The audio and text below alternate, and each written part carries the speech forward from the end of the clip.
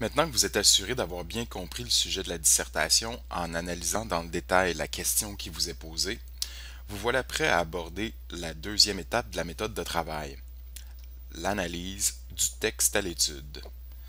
En gros, il s'agit de lire et relire attentivement le ou les textes qui vous sont soumis afin de bien en comprendre le sens.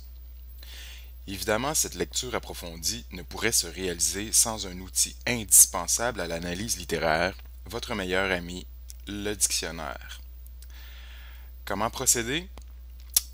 Commencez par vous intéresser aux personnages. Qui sont-ils? Qui sont les protagonistes principaux? Pouvez-vous en retenir au moins deux, peut-être trois?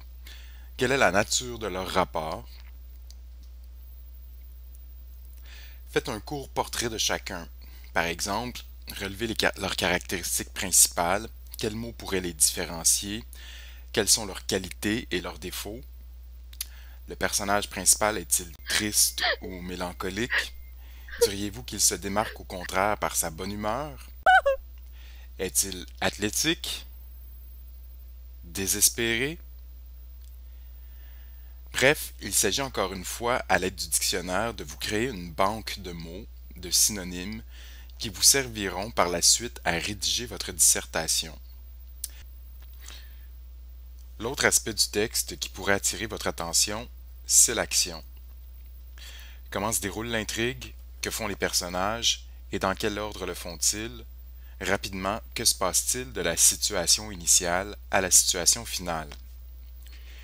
Décrivez l'atmosphère qui se dégage du récit.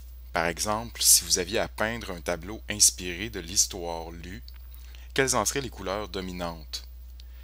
Faites ressortir le plan du récit pour mettre sa structure en évidence. Vous vous souvenez du schéma narratif? Essayez de résumer l'action en une phrase. Qui est le sujet? Que fait-il? Enfin, et c'est l'étape décisive, départagez le pour et le contre. Il s'agit maintenant de repérer dans le texte les passages vous permettant d'appuyer l'un ou l'autre des points de vue, de traduire ces passages dans vos propres mots, et finalement de classer ceux-ci dans un tableau en deux colonnes, convergence et divergence. Par exemple, reprenons la question déjà posée lors de la première étape. Peut-on soutenir que dans l'extrait proposé, c'est la générosité qui domine? Comme preuve de générosité, je retiens la citation suivante. Marie-Amanda la tint serrée contre elle, la berça tendrement, de même qu'elle aurait veillé sur une enfant malade. Et je la résume et la reformule dans mes propres mots. Marie-Amanda fait preuve de déférence devant la peine d'Angelina. Voilà une idée et une preuve convergentes. Je retiens aussi cette citation. Elle paya exactement ce qu'il devait, même à plusieurs endroits, elle mit le compte rond, ajoutant un 30 sous à la somme. Que je traduis dans mes propres mots. Angelina ne se contente pas de régler les dettes du survenant, elle donne un surplus.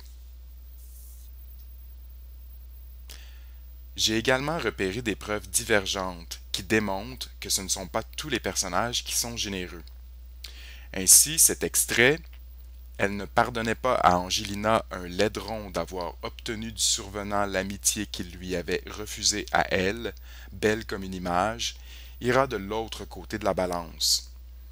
Mais je fais la même chose en le résumant dans mes propres mots. Bernadette Salvaille se montre jalouse d'Angelina. En classant mes preuves de cette façon, je constate que tranquillement, mon point de vue sur la question est en train de se former. D'un côté, j'ai tous les exemples qui infirment le thème de la question, et de l'autre, tous ceux qui le confirment. Mais ce que vous devez retenir de cette démarche, c'est que votre point de vue repose avant tout sur les preuves tirées du texte à l'étude et non sur une impression générale. Vous devez repérer les passages qui vous permettront de former vos idées et par la suite votre point de vue, et non pas formuler des arguments pour ensuite leur accoler des citations.